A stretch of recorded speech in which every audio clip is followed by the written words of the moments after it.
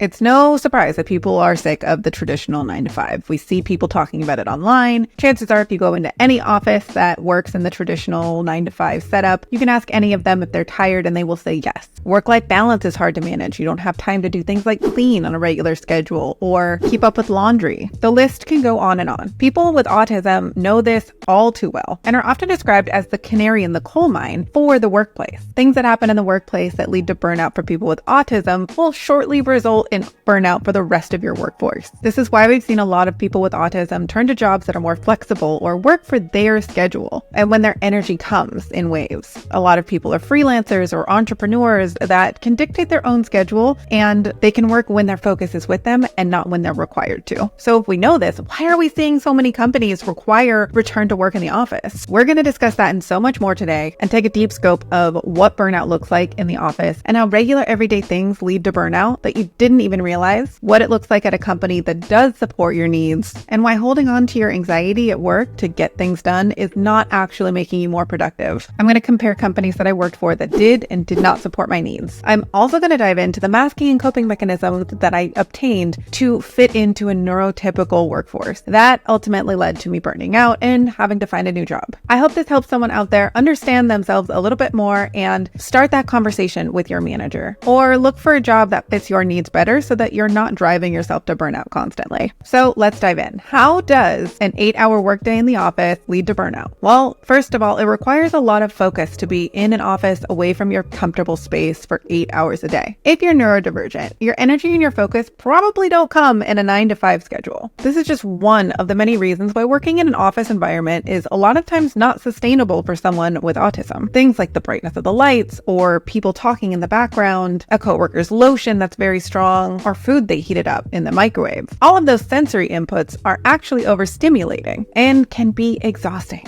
Not to mention the little things like not being able to stim or be your real authentic self because you'll get looked at as weird in most office environments. I remember one job I had, we were all in this big room working together. We had big, long connected desks and we would have the radio on and playing all the time. I didn't even realize that I was singing along to the music, and my coworkers were getting so annoyed with me because every 10 minutes I would tune out and hyper focus on what I was doing and end up singing out loud again. And they were like, "Jordan, can you stop singing?" And they were annoyed. They didn't realize, I didn't realize, that that was stimming. A lot of other things that are stimming, like tapping or shaking your leg, picking at or clicking a pen, are seen as annoying or distracting to other people, but are critical to being able to focus and do work. Another factor of working in a big group setting like that is I would finish my work in 1 to 2 hours, and it took them the rest of the day to do what I did in those 2 hours. But the perception was I wasn't working as much. But the reality was I was hyper focusing and just getting it done. So I would constantly ask for more things to do, ask for feedback on things, and then have to wait. And when the manager came in and saw me reading a book or doing something on a website that wasn't work related, all they would see was I wasn't working. I do believe they cut my hours to part-time because of that as well. And I still got the same amount of work done when I came in part-time versus being full-time. I would also get put to do busy work like organizing files or doing something with papers that wasn't actually part of my job. And so this led to frustration and not wanting to do the work because I didn't feel valued. And I was now doing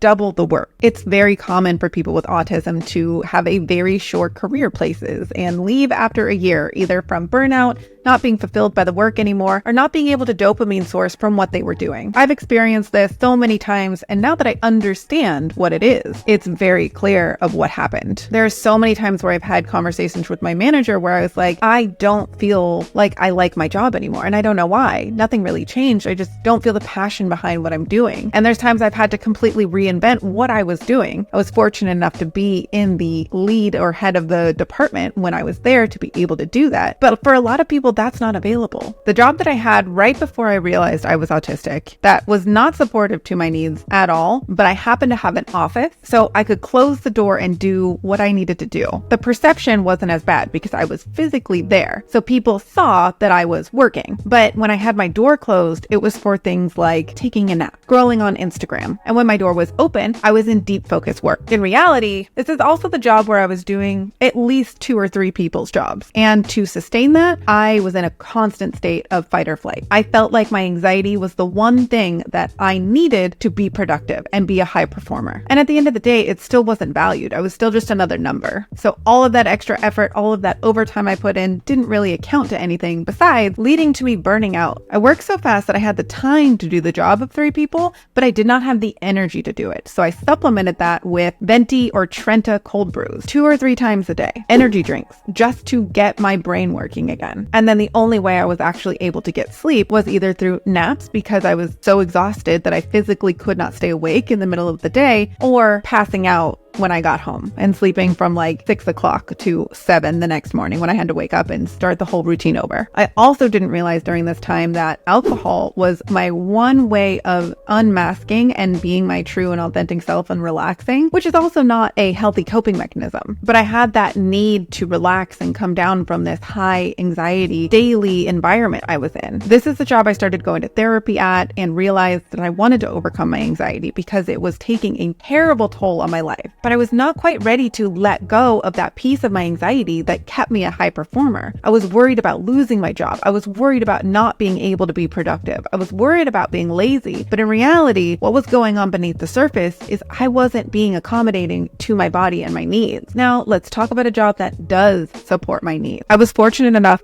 to find the job that I'm at now before I even realized I was autistic. And I've been here 2.5 years now, which is the longest I've ever been able to hold a job. Not because I'm not a high performer, not because I'm not a good employee, but because I led myself into burnout every single time. So what are the differences of this job compared to my previous job? Well, I get to work from home. And like we talked about in the beginning, working from home is an accommodation. I don't have to deal with keeping in the back of my head what I look like to all of my coworkers, being prepared for random small talk when I'm just going to the bathroom or in the middle of a task and getting distracted. I get to be in my own environment and sit the way I need to in a chair or have a stim with me on my desk. My space can be disorganized and cluttered, and I don't have to worry about how it's perceived by other people. The clothing that I wear to be at home. If I don't have meetings that day, I don't have to wear work-appropriate attire. All of those things are what enable the work-from-home environment to be less overstimulating and overwhelming. And let me focus on more of the work that I'm doing. Now let's talk about flexible work schedule, because that is something I never knew I needed but will never go away from again. We talked about how my energy comes in waves. Well, in the morning, I can be super productive, and then right about midday, my brain just goes flat. Cannot think anymore, no more brain thoughts, nothing happening up here. But if I give it a couple hours, I will have another peak of energy right around 6 or 7 o'clock. Having a flexible work environment allows me to really hone in on those energy cycles. I use the beginning of my day for core work and getting things done, and then the end of my day for all the creative strategy work that I have to do. That's really the time I have to think about the connection points of things in my job, or figure out a new way to present something or communicate to my team. We do a lot of journalistic work, so it's a lot of creative ideas on how we can present something to our audience. Before in my work environments, I would spend my afternoons just trying to figure out how to look productive, trying to stare at something and force myself to do it without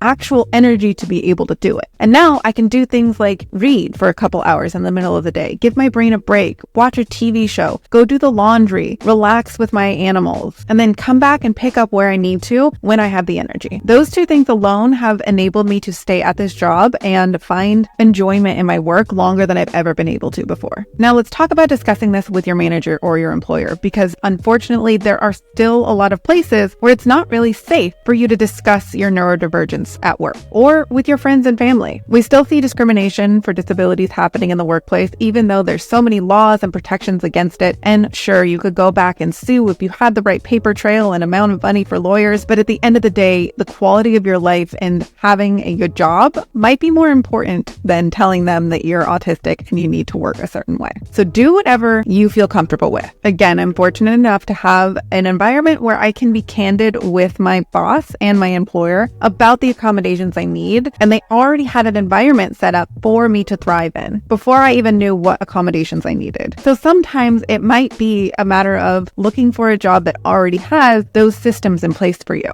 You don't need the neurodivergent label or authentication from a doctor or certification to have these tips help you in life. And that's something I really stand by. I get people asking me all the time, why do I need to call myself autistic? Why do I need the label? It didn't change anything about me, which is 100% accurate. But what changed is how I know how to make accommodations in my life and change things to fit to my needs. It just so happens that they all fall under a category when I'm searching on Google results of autistic accommodations. It's no surprise that when we saw the world shift to work remote, that productivity went up. And it's because it's a true accommodation to allow for humans to be more human. If this video has helped you, please leave a comment below and share your experience of what you realized in the workplace. Or if this has made any aha moments for you, you definitely don't have to be autistic to recognize that work from home and flexible hours are a benefit to everyone across the board. And I truly don't understand why companies don't want to embrace that more often and set up an environment where their employees will succeed. If you have any more comments or questions or want advice on how to ask your manager for different accommodations, leave a comment. Let's build a community of people supporting each other. And until next time, I'm Jordan.